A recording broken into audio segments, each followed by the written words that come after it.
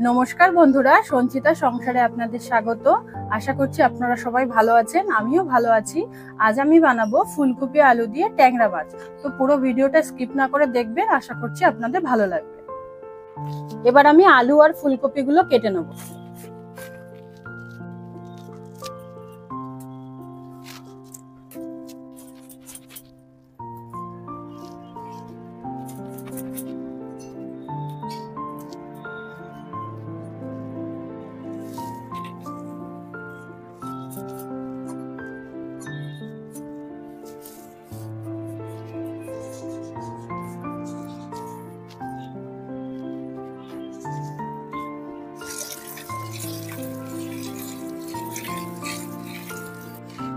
মাছের গায়ে নুন হলুদ মাখিয়ে নেব।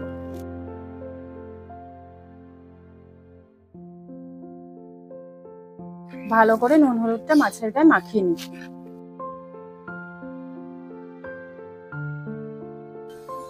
উনুনটা ধরিয়ে নিই।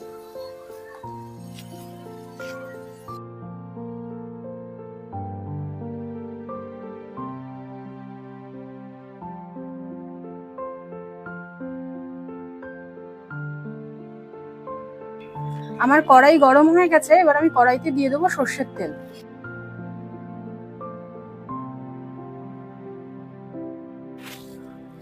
এক এক করে মাছগুলো কড়াইতে দিয়ে দিলাম ভাজার জন্য। ট্যাংরা মাছ খুব সাবধানে দিতে হবে, কারণ ট্যাংরা মাছ তেলে দিলেই ফোটে।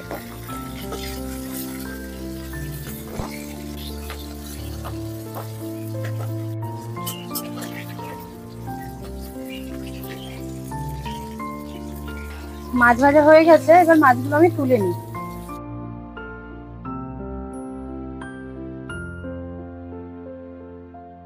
বাদ বাকি মাছগুলো ভাজার জন্য দিয়ে দেবো তেলে। এই মাছগুলো ভাজা হয়ে গেছে, এবার তুলে নিই।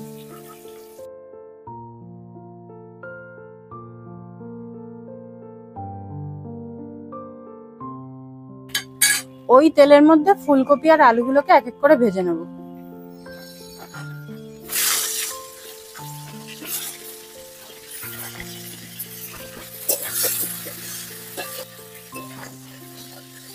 ফুলকপি হালকা লাল লাল ভাজা হয়ে গেছে, এবার ফুলকপিগুলোকে আমি তুলে নিই।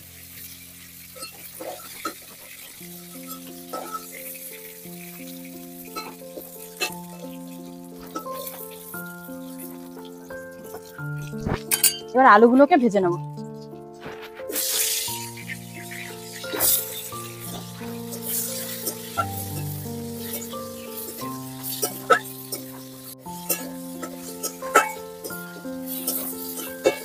আলু ভাজা হয়ে গেছে, এবার আমি আলুগুলোকে তুলে নিই।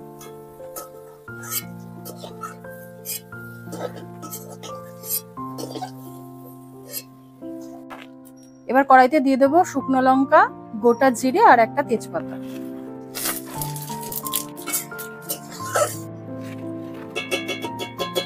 ভেজে রাখা আলু আর ফুলকপিগুলো তেলের মধ্যে দিয়ে দেবো।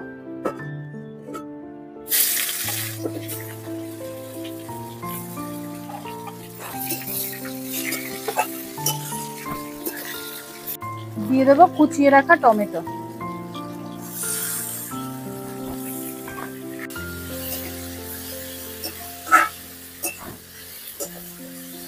দিয়ে দেবো লবণ, হলুদ। এবার একটু ভালো করে নাড়িয়ে নেব। এবার দিয়ে দেবো ধনের গুঁড়ো, জিরের গুঁড়ো আর লাল লঙ্কার গুঁড়ো। এবার এই সব মশলাগুলোকে ভালো করে কষিয়ে নিতে হবে। দেখুন মশলা থেকে তেল ছেড়ে দিয়েছে। এবার আমি এর মধ্যে দিয়ে দেবো জল।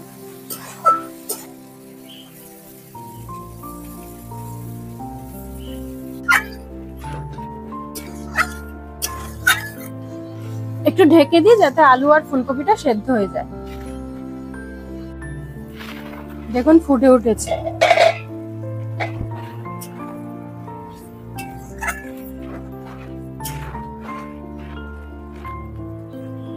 আলুটাও সেদ্ধ হয়ে গেছে, এবার আমি এর মধ্যে দিয়ে দেবো মাছ। মাছগুলোকে এক এক করে ঝোলের মধ্যে দিয়ে দিই।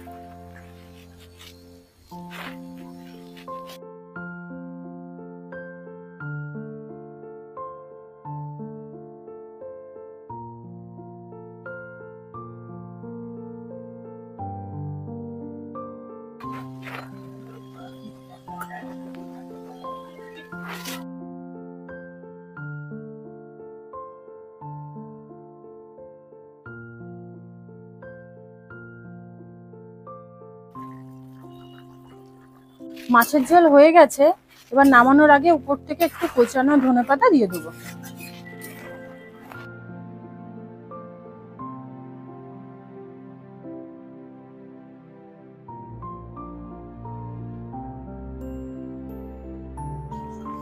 মাছের ঝোল হয়ে গেছে, এবার আমি নামিয়ে নেবো।